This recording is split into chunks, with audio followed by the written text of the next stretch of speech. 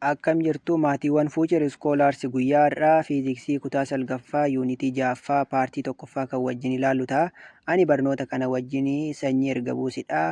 Telegiraamii keenyas akkasumas illee yuutuubii keenya sabiskiraayib laayik gochuun dagatinaa amma kallattumaan gara barnoota keenyaatti adeemu. Unit 6 Mechanical Oscillation and Sound Wave. Yuunitii 6ffaan hollannaa makaanikaalaa fi dambalii sagalee jedha jechuudha. As jalatti introdaakshiniitu jira paartii jalqabaa. Introdakshinii haa ilaallu. Many system oscillate that is they move back and forth about a fixed point. Egaa siisteemonni baay'een ni hollatu. Hollannaa jechuun immoo qaamni tokko qaama dhaabbataa tokkorraa sochii duubaa fi fuulduratti taasisuu yookaan immoo bitaaf mirgatti taasisuu jechuudha. Amma qaamni tokko fixed pointiin kana yoo jenne sochii tokko asii achee taasisuu yookaan immoo asii asee taasisuun kun maal jedhama? Oscillation jedhama jechuudha. You push, for example, you push a child in a swing to get the motion started. You put energy into a guitar string when you pluck it. Amma fakkeenyaaf yeroo gitaara rukutnu enerjii irratti ni baafna jechuudha. Kana jechuun gitaara gaafa dhoofnu gitaarri immoo sagalee nu baasaa jechuudha. Adeemsi inni ittiin sagalee nu baasu kun oscillationidha jechuudha. Some oscillations create waves. Egaa hollannaawwan muraasni dambalii ni uumu. A wave is a disturbance that moves from its source accompanied by transfer of energy. Egaa dambalii jechuun jeequmsa wantoonni taasisan ta'ee enerjii baachuudhaan qaama tokkoo gara qaama tokkootti kan daddabarsudha jechuudha. Egaa as keessatti wanti hubatamuu qabu qaamni tokko weevii yookaan dambaliin kun gaafa deemu enerjii qaama tokko asirra yoo deeme amma fakkeenyaaf enerjii qaama kanarraa fuudhee daddabarsa malee paartikiloota qaama kana keessaa fuudhee hin deemu jechuudha. A guitar creates sound waves and you can make water waves in a swimming pool by slapping the water with your hands. Egaa kun gitaara gaafa rukunnu dambalii nu uuma jechuudha. Akkasumas illee gaafa bishaan harka keenyaan fuunee daaknu akkasuma dambaliin fuula keenya duratti yeroo bishaan ol ka'uuf gad deebi'u ni agarra. Inni sun dambaliidha jechuudha. Some such as water waves are visible. Some such as sound waves are not visible. Egaa dambaliin kun kaan isaanii ijatti ni mul'atu, kaan isaanii immoo hin mul'atan jechuudha yookaan sadarkaa yaadaatti jechuudha. Oscillation is also known as periodic motion. Akkasumallee oscillationii yookaan immoo hollannaa ni jennu kun periodic motion illee ni jedhama jechuudha. Periodic motion is a motion that repeats itself. Periodic motion kan nuti jennu kun immoo sochii qaamni tokko pooyintii dhaabbataa tokkorraa yeroo dhaabbataa wayiitti irra deddeebi'ee taasisudha jechuudha yookaan immoo oscillationidha jechuudha.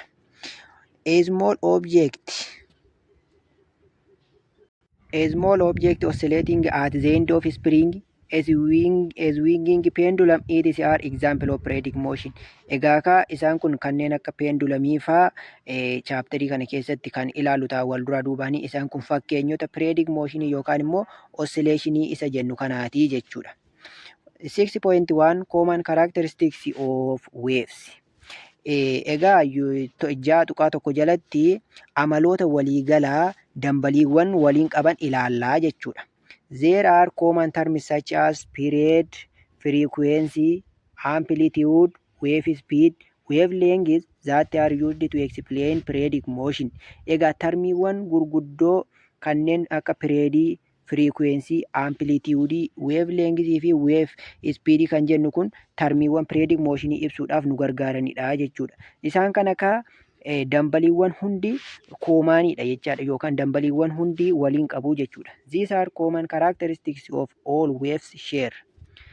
Amma ka koomaanii kan waliin qabu kana erga jenneeti dambaliiwwan hundi wantoota isaan koomaanii waliin qaban kana tokko tokkoon hiikni isaanii maal akka ta'e waliin haa ilaallu. Rest position. Rest position is the undisturbed position of a particles when they are not vibrating. Egaa rest position kan nuti jennuuni positionii bakka tokko yeroo qaamni tokko hollannaa yookaan immoo dambalii hin jammariin jechuudha. Yookaan fakkeenyaatiif amma qaamni tokko pooyintii kanarra dambali'a yoo ta'e iddoo kanatti qaamni kun boqonnaarra jira yoo ta'e iddoon kun rest positionii jedhama jechuudha. Displacement. Displacement is the distance that a certain point in the medium has moved from its rest position.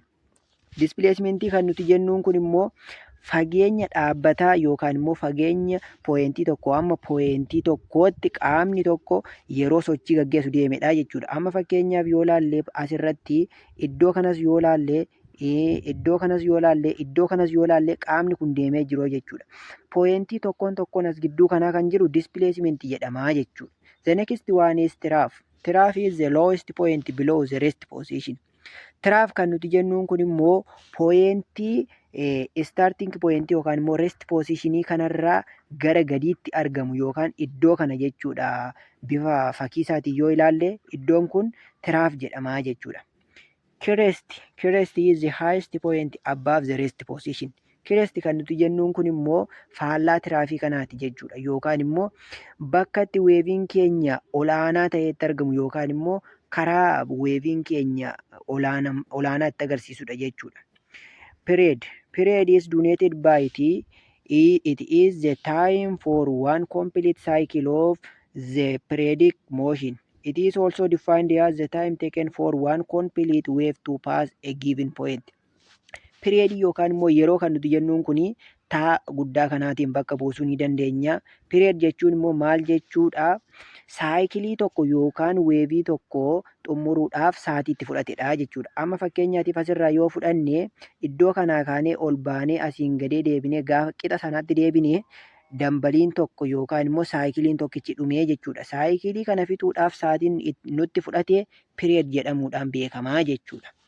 Frequency is denoted by f small of a. It is of a wave defined as the number of complete waves passing a given point per unit time. Frequency'n kun immoo sakendii tokko keessatti saayikiliiwwan meeqatu pooyentii tokko keessa yookaan immoo dambaliiwwan meeqatu pooyentii tokko keessa naanna'ee kan jedhu nutti agarsiisaa jechuudha. The higher the frequency, the greater number of waves per second. Egaa qaamni tokko frequency olaanaa qaba kan nuti jennuuni sakendii tokko keessatti dambaliiwwan baay'eetu pooyentii tokko keessa darbee jechuudha.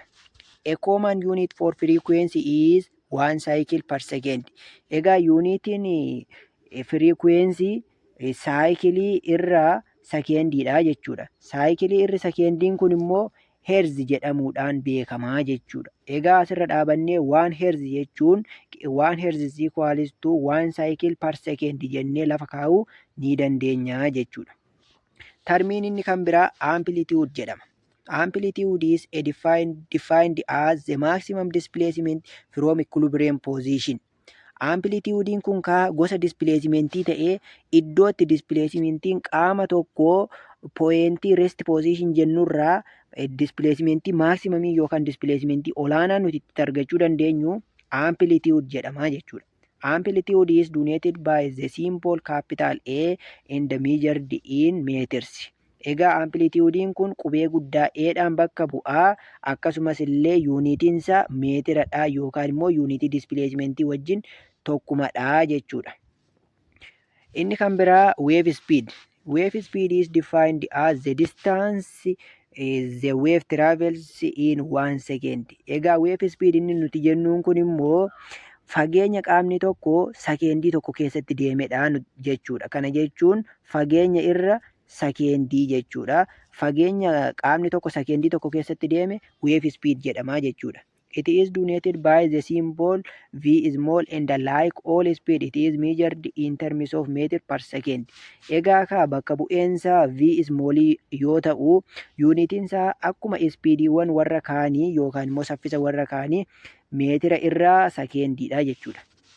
Inni kan biraa as jalatti common characteristics of wave kan jedhu kana jalatti wave length kan jedhudha yookaan immoo laamdaadhaan kan bakka bu'u kanadha.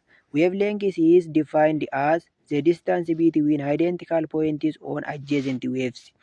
Egaa wave length jechuun fageenyota pooyentiiwwan wal fakkaataa wal bukkee jiraniiti. Kana jechuun maal jechuudha? Fakkeenyaaf kun dabbaliidha yoo jennee pooyentiin gubbaa kanarratti argamu crest jedhama jenneerra. Pooyentiin jala kanarratti argamu immoo trough jedhama jenneerra. Fageenya kireestiiwwan lama gidduu yookaan immoo tiraafii lama gidduutti kan argamu wavelengths jedhama jechuudha. For example, the distance between two adjacent crests or troughs of a wave is 1 wavelength. Egaa fageenyi as gidduu jiru kuni wavelengths tokkodha jechuudha. Wavelength is denoted by the Greek letter lambda. Egaa wavelengthsiin kun qubee warra Giriikii lambda jedhamu kanaan bakka bu'aa jechuudha. Egaa isa amma tiyoorii isaa ilaallee kana bifa fakkii isaatiin maal fakkaata kan jedhu tokko tokkoon haa ilaallu. Inni calqabaa rest positionidha. Rest positionii iddoo kanadha jechuudha, yookaan immoo iddoo ka'umsaa qaama tokkooti yookaan immoo oscillationii qaama tokkooti jechuudha. Egaa qaamni kun as gaafa ga'u displacement qaba, as gaafa ga'u displacement qaba, as gaafa ga'u displacement qaba. Pointii tokkoon asirratti displacement qaba. Qaamonni fageenyi rest position irra jiran kun hundi isaaniiyyuu displacement jedhamu jechuudha. Egaa asirratti kan arginu kun immoo crestiidha. Crestiin immoo highest pointidha yookaan immoo pointii isa rest position irra baay'ee fagaatudha jechuudha. Asirraan karaa gadii kan jiru immoo tiraafiidha. Tiraafiin immoo pointii yookaan immoo tuqaa bakka ka'umsa qaama tokko irraa baay'ee gadi fagoo jirudha jechuudha. Inni kan biraa amplituudiidha. Amplituudiin immoo gosa displacement ta'ee displacement guddaan nuti qaama tokko kana keessatti yookaan immoo qaama hoollannaarra jiru kana keessatti argannu amplitude jedhama jechuudha. Amma asirraa yoo ilaalle qixa kanaan displacementiin as ga'a, qixa kanaan as ga'a. Amma maaksimaamii kan nuti argachuu dandeenyu iddoo kanatti jechuudha. Maaksimaam displacement nuti iddoo kanatti argachuu dandeenyu kun amplitude jedhama jechuudha. Akkasumas illee inni kan biraa wavelengthsiidha. Wavelengthsiin immoo fageenyota pointiiwwan wal fakkaataa kana jechuun tiraafiiwwan lama gidduu yookaan immoo kirestiiwwan lama gidduu jirudha jechuudha. Inni kan biraa motion of the wave jedha. Kun immoo kallattii itti dambaliin keenya socho'udha jechuudha. To illustrate the relation between period, frequency, wavelength and wave speed, egaatika garaagarummaa yookaan immoo walitti dhufeenyi frequency, wavelength fi wave speed maal fakkaata kan jedhu tokko tokkoon kan ilaallu ta'a jechuudha. Jalatti we begin with simple question that what does it mean by the wave frequency of 1 Hz, 2 Hz, 3 Hz, etc. Egaa frequency'n qaama tokko herzii 2dha, herzii 3dha kan nuti jennuun maal jechuudha. Egaa as keessatti frequency'n qaama tokko herzii 2dha kan nuti jennuuni. Qaamni tokko sekeendii tokko keessatti saayikiliiwwan 2 deemee jechuudha. Amma fakkeenyaatiif kun weevii tokkodha yoo ta'e qaamni tokko iddoo kanaa yoo ka'e asirraan dhufee ol ba'ee amma immoo deebi'ee bakka duraatti yoo deebi'ee ammas immoo saayikilii biraa yoo dabalee qaamni kun sekeendii tokko keessatti weeviiwwan lamaan kana deemee jechuudha. If you consider a wave with a frequency of 2 Hz, this would mean 2 waves passing a point per second. This implies that each wave would take 0.5 seconds to pass the point. Egaa kana jechuun akkuma definition isaa irraa arginu frequency fi periodiin waliif faallaadha jechuudha. Weeviin lama yookaan immoo dambaliiwwan lama pointii tokko keessa yookaan tuqaa tokko keessa sekeendii tokkotti darban jechuun sekeendii tokko keessa sekeendii tokkoon isaanii sekeendii duwwaa tuqaa 5tti fudhatee jechuudha. Therefore the period of a wave is 0.5 second, hence the period is the reciprocal of frequency. Asirra dhaabanne frequency fi periodiin hariiroo fuggisoo qabu yookaan walii faallaadha jechuudha. Asirraa akkuma arginutti frequency'n qixa ta'a period 1 over period jechuudha yookaan immoo period is equals to 1 over frequency where t is period and f is frequency. Egaa frequency jechuun sekeendii tokko keessatti marsaawwan daddarban yoo ta'anii periodii jechuun immoo periodiin kun immoo saayikilii tokko xumuruudhaa fi sekeendiiwwan meeqatti fudhate kan jedhudha jechuudha. Egaa isaan kun frequency fi periodiin hariiroo fuggisoo waliif qabu yookaan immoo tokko lammaffaa waliitii jechuudha. In terms of wavelength and frequency,